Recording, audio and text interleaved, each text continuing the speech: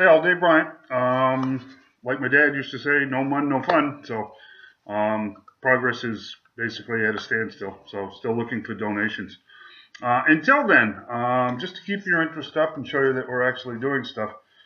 Right there on top of my thumb is the brake booster, which we showed you in a video a while back out of 79 Corvette that we put in here. And one of the last videos when we were dismantling the front end, I showed you the brake calipers and the piston and the boot.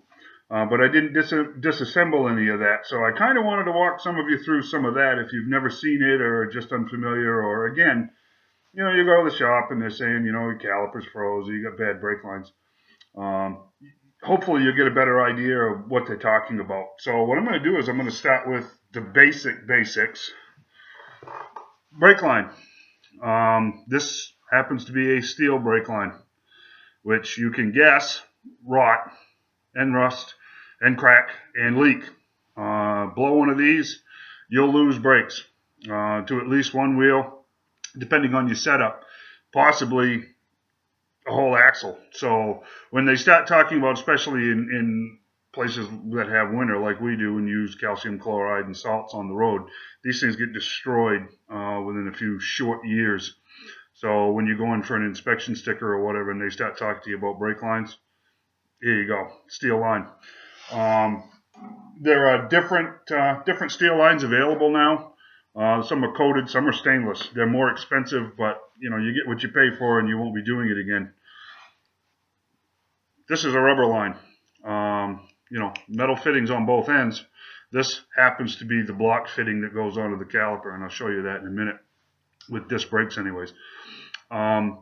These are meant to join parts, specifically your front, the motion of your front wheel. That caliper is attached to that rotor, which is attached to the wheel. So this has to be flexible. You can't run a steel line on that, of course, because it would break. If any of you have ever broken metal, wiggle it back and forth, back and forth, back and forth, and it breaks, well, same thing would happen. So your end lines are always going to be rubber.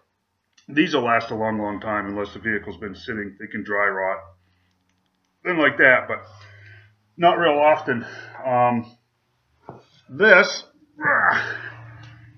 is your complete caliper, and I showed you before that your rotor rides right in here. And there's a brake pad on the inside, and there's a brake pad fastened basically to the outside.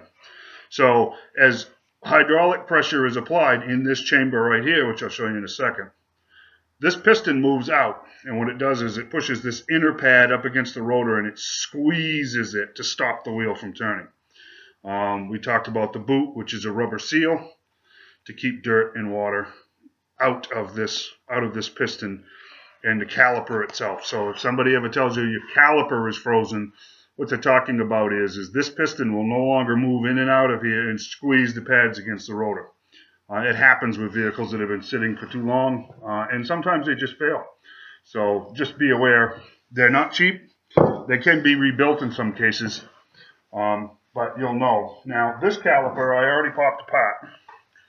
Now, this is the chamber. This is where all that hydraulic fluid sits, okay, between the lines and the reservoir. In the caliper, this chamber in here is got fluid in it, okay? So what ends up happening is this is the piston. You notice it's smooth, it's supposed to be. No pitting, either on this surface or on this chamber surface. Okay, so your piston sits inside like that. Okay, so as you apply brake pressure, you build up pressure in this chamber, it pushes that piston out. Now there's O-rings, and of course your boot. I'll show you one of them if I can get it to pop out. This is what you'd call an O-ring. This is a rubber ring. This seals that piston, that machine surface on that piston, to this machine surface inside the caliper. They can't be mated so closely that they grind. So they have to be sealed with rubber O-rings.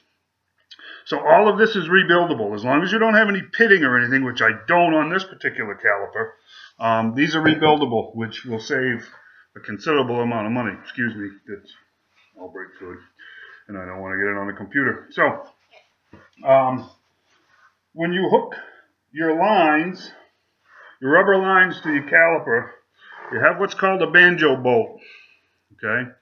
Now I'm hoping, probably not, but as you attach this rubber line to the caliper, you'll see that there's an opening right there that these bolt up to. Okay. Now this block needs to be aligned with the surface on the caliper. Now this block has a hole in it to allow fluid to pass through, and so does this bolt. So as this bolt goes in, it still transfers fluid and makes a mechanical fit. And these use copper washers that are meant to crush and seal. So if anybody ever tells you you need a banjo bolt, they may round one off. It's never going to get clogged, but they may break too.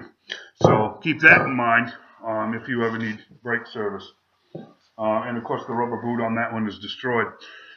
The way you get these apart, and I'm not going to show you on the other one, just for time constraints, but what you do is you get an air compressor, compressed hose, compressed air, and you get an air nozzle that will fit tight, like the one that I've got. You put it right on that hole with all of the pressure you can give it, and you apply air pressure instead of hydraulic pressure to that, and it will pop that piston out, okay? Unless it's completely frozen. If it's completely frozen, you're replacing the whole thing. So just be careful. Don't get your fingers in here when you're going to pop that out of there, because they come out with some force.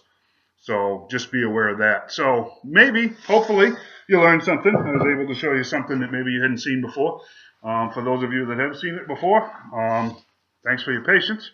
We're just trying to keep interest up, guys. Fundraising is impossibly slow at this point. I hate to keep asking for money, but that was the point in this whole thing, to be perfectly honest with you.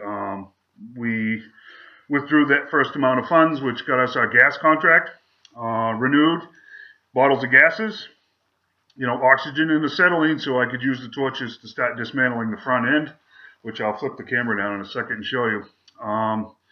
We got some heavy-duty jack stands to get it up in the air. Bought a pickle fork set to be able to dismantle the front end, and that was that. So, here we are again, folks.